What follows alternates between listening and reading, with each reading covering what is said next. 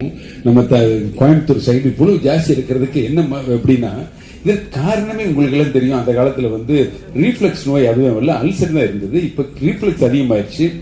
ரெண்டாவது, நம்ம உணவு முறை எல்லாமே ஃபாஸ்ட் ஃபுட் போயிட்டோம், ஃபைபர் ஃபுட்டு குறைஞ்சிருச்சு, இன்செக்டிசைட் யூஸ் பண்றோம், வெளியில கெமிக்கல் இன்ஃபெக்ஷன் ஜாஸ்தியா இருக்கு. இப்படி பல சூழ்நிலையினால ஹெச் பைலோரிங்கிற ஸ்டொமக் கிருமிகள் வருது, உணவு குழாயில் கேர்ட் அப்படிங்கிற பேரட்ஸ் ஈசோபேகஸ் வருது.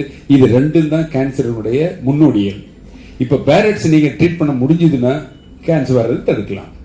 அதுதான் இன்னைக்கு வந்து நம்ம ஜெம் ஹாஸ்பிட்டல் பண்ணக்கூடிய உணவு குழாய் புற்றுநோயில கிட்டத்தட்ட பாதிக்கு மேல ரீஃப்ளெக்ஸ்னால உண்டாகும் நோய். இப்போ ஸ்டொமக்லயுமே ஹெச் பைலோரின்னு சொன்ன கிருமிகள்னால தான் வருது. அப்ப கிருமிகள் இருக்குன்னு தெரிஞ்சு அதுக்குள்ள மருந்து கொடுத்தா கிருமிகள் தடுக்கும் போது ஸ்டொமக் கேன்சர் வர்றதை குறைக்கலாம்.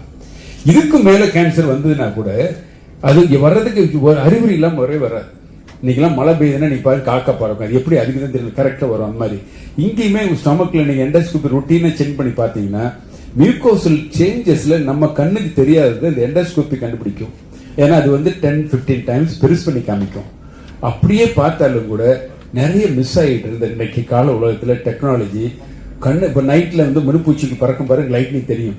அந்த மாதிரி இந்த லைட்னிங் மூலம் இந்த எண்டோஸ்கோபி ஆர்டிபிஷியல் இன்டெலிஜென்ஸ் சொல்லக்கூடியது செல்லுலர் சேஞ்சிலேயே அது வந்து அது கேன்சர் வரக்கூடிய இப்போ வாய்ப்பு இருக்கா, சேஞ்ச் ஆயிருக்கா அப்படிங்கிறது தெரியும். அதனால இன்னைக்கு கண்டுபிடிக்கக்கூடிய எந்த அளவுக்குன்னா ஏர்லி கேன்சர் கண்டுபிடிக்கிறது மட்டும் இல்ல, யார் கேன்சர் வரக்கூடிய வாய்ப்பு இருக்கு அப்படிங்கறது நம்ம வந்து கண்டுபிடிக்க வாய்ப்பு இருக்கு.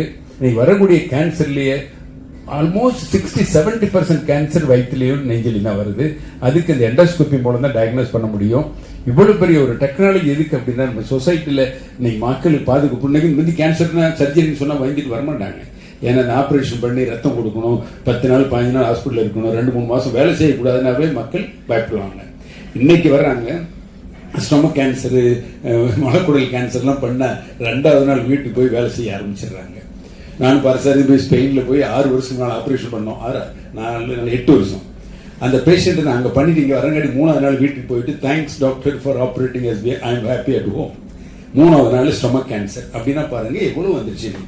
அது பண்றது முக்கியம் இல்லை, லாப்ரோஸ்கோபி ரோபோட்டிக்கலி சிம்பிளா வலி இல்லாம ரத்தம் கொடுக்காம பண்ணலாம். ஆனா அதை விட முக்கியம் நமக்கு வந்து சொசைட்டில ஒரு அவேர்னஸ் கிரியேட் பண்றதுக்கு இன்னைக்கு இந்த நம்ம வந்து ஜெம் ஹாஸ்பிட்டல் அந்த காலத்துல முதல்ல எண்டோஸ்கோபி ஃபியூஜி தான் எனக்கு சப்போர்ட் பண்ணாங்க. வீடியோ எண்டோஸ்கோபின்னு வாங்குறது I think that time you were not the company or not.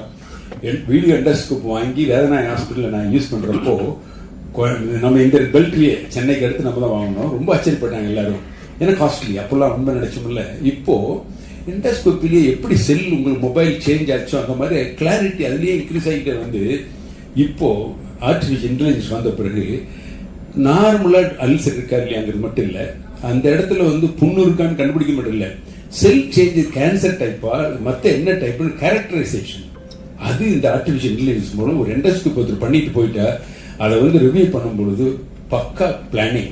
அது ஆர்டிபிஷியல் இன்டெலிஜென்ஸ் நம்மளோட டக்கு ஃபாஸ்ட். நம்மள கூட 4 பேர் 4 டிஃபரெண்ட் ஒப்பீனியன் சொல்லலாம். ஆர்டிபிஷியல் இன்டெலிஜென்ஸ் வந்து அவ்வளவு லட்சக்கணக்கான பேருக்கு பாயிண்டிங் கொடுத்து வச்சிடறோம். நெக்ஸ்ட் மொமெண்ட் அதோட டயக்னோசிஸ் வந்து ஸ்கிரீன்ல தெரியும். ஸோ அதுதான் இன்னைக்கு வந்து நமக்கு ஒரு பெரிய வரப்பிரசாதம்.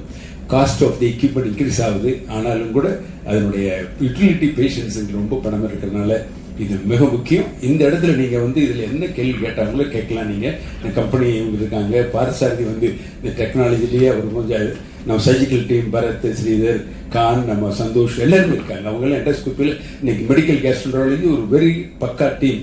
நம்ம வந்து டிஎம் கேஸ்ட்ரோலஜி போஸ்ட் கிராஜுவேட் கோர்ஸுங்களாம் வந்து ரிசர்ச் பண்ணிட்டு இருக்காங்க. ஸோ அந்த சர்ஜிக்கல் டீமே so combined surgery endoscopy today we are very happy. Whole இந்தியாவில் we are taken a lead. இன்னைக்கு நம்ம மக்களுக்கு டயக்னோஸ் பண்ணி இந்தியாவில் கேன்சர் போனா ஐயோ கேன்சர் பண்ணி சொல்லிடுவாங்களா, இந்த கேன்சர் சொல்லிடுவாங்க பயந்துட்டே வர மாட்டாங்க.